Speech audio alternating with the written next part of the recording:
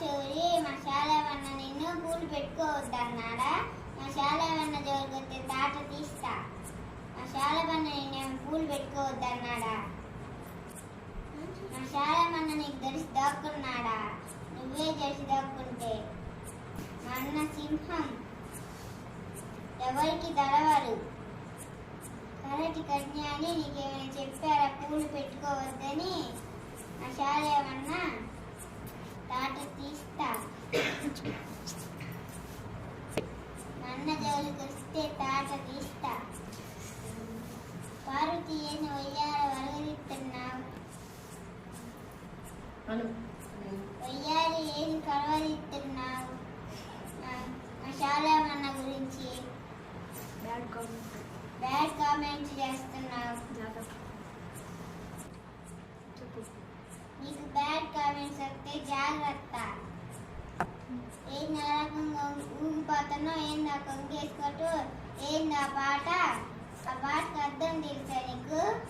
నేను వరకమంటున్నా, జాగ్రత్త అమ్మా. మన్న జోలికి వస్తే తాట తీస్తాం. జాగ్రత్తగా పడ్డారు. మన్నందుకే నీకు మేము చాలు. క్రైస్తవ సోదరి మనలోకి నా వందనాలు.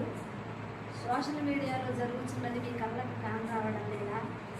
ఎవరినో ఏ సంఘాన్నో అంటున్నారని మీరు మెదలకుండా ఇళ్లలో కూర్చుంటే రేపు మీ దాకా వస్తే పరిస్థితి ఏంటి? ఇలాంటి వాళ్ళు మనం మెలకుండా ఉంటే ఇలాంటి వాళ్ళు శాస్త్రాలన్నీ చెల్లరైపోతారు. ఒక్కొక్కడు క్రైస్తవులు నడుము కట్టి కదలకపోతే రేపు సంఘాలలో కూడా ఇదే వచ్చే అవకాశం ఉంటుంది. కాబట్టి అందరూ కనువిప్పు కలుగు చేసుకొని మీరు మాత్రం ముందడుగు వేయకపోతే ముందంటూ మనల్ని ప్రార్థనలు కూడా చేసుకునే అవకాశం కూడా మనకి కోల్పోజేసే అవకాశం మనకు వస్తుంది. కాబట్టి మీరు కళ్ళు తెరుచుకొని ముందు సోషల్ మీడియాలో ఏం జరుగుతుంది, ప్రపంచంలో ఏం జరుగుతుంది, క్రైస్తవుల మీద ఏం జరుగుతుంది, పాస్టర్ల మీద ఏం జరుగుతుందో ఒక్కసారి జ్ఞానంతో ఆలోచించండి. జ్ఞానంతో మీరు మలుచుకోమని మేము చెబుతున్నా. చిన్నపాటి మల్లెపూల వ్యవహారంని ఇంత సోషల్ మీడియాలో అంత రెచ్చిపోతున్నారు వాళ్ళు. రేపు ఏదైనా జరిగితే క్రైస్తవులకి దిక్కు లేదు. ఈ రోజు మనం కదం తొక్కి నడవకపోతే రేపంటూ మనల్ని ఇక్కడ ఉండడానికి కూడా వాళ్ళకి అవకాశం మనకి ఇవ్వరు. కాబట్టి క్రైస్తవులైన వాళ్ళు ఎవరైతే సార్వత్రిక సంఘాల్లో ఏ మినిస్టర్ అయితే మనకెందుకు? మనమందరం ఆ దేవుడి దగ్గరికి వెళ్ళవలసిన వారు. మనమందరం క్రైస్తవులు. మనం ఎప్పుడైనా ఒక తల్లి బిడ్డలాగా సంఘంలో పరలోకంలోనైనా సహోదరులాగా ఉండాల్సిన వారు. ఇక్కడ సహోదరత్వం లేకపోతే అక్కడ పౌరత్వం మనకు లేదు. ఒకసారి జ్ఞానం కలిగి కళ్ళు తెరుచుకొని మీరు మాత్రం దీనికి స్పందించి క్రైస్తవులారా, నిజమైన క్రైస్తవులారా, ప్రార్థించే బిడ్డలారా, అయ్యా క్రైస్తవులారా, మీరు కదిలి రాకపోతే ఇక్కడ ఇంతవరకు మేము బయటికి రాలేదు. తండ్రి సన్నిధి మినిస్ట్రీలో ఏ ఆడకూతురు సోషల్ మీడియాలో కనపడలేదు. ఇప్పుడు ఇంక దీనిని బట్టి ఎవరు ఆగకూడదు, ఇక సహించకూడదు.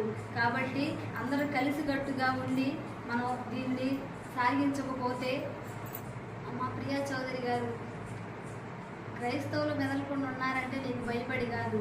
శాలేమన్నయ్య ఏం తలుపులు వేసుకొని లోపల లేడు. శాలేమన్నయ్యకి ఫోన్ లేదు. నువ్వు పెట్టే వీడియో ఏది చూడడు. అన్నయ్య దేవుడితో గడుపుతూ సంఘం బిడ్డలను పెంచడం మాత్రమే పని. నువ్వేదేదో పట్టుకొని అన్నయ్య చెప్పిన మాటల్లో తప్పులు ఎదగటానికి మీరు చూస్తున్నారు. కానీ ఆయన నడిపించే బిడ్డలే ఎవరు ఆయన తప్పు పట్టేవారు ఎవరు ఉండరు.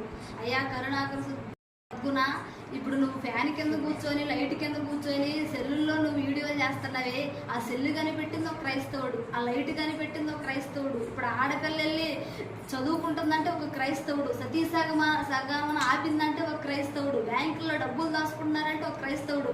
ఏది మీరు సనాతన ధర్మం వాళ్ళు కనిపెట్టింది ఏది? అందరు ఇప్పుడు కలిసి మెలిసి ఉంటున్నారంటే అది ఒక క్రైస్తవుడు నడుము కట్టిందే. ఏది మీరు కనపడింది మా ద్వారా వచ్చింది ఒకటి.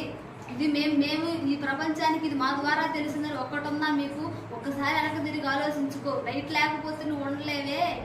ఆ లైట్ మరి ఒక క్రైస్తవుడు ఇచ్చింది ఆర్పేసి గుడ్డి దీపాలు పెట్టుకొని అప్పుడు చేయి నీ వీడియోలు. ఆ వీడియో చేయడానికి కూడా ఆ ఇస్రాయేలీల వారి అది కూడా కనిపెట్టింది.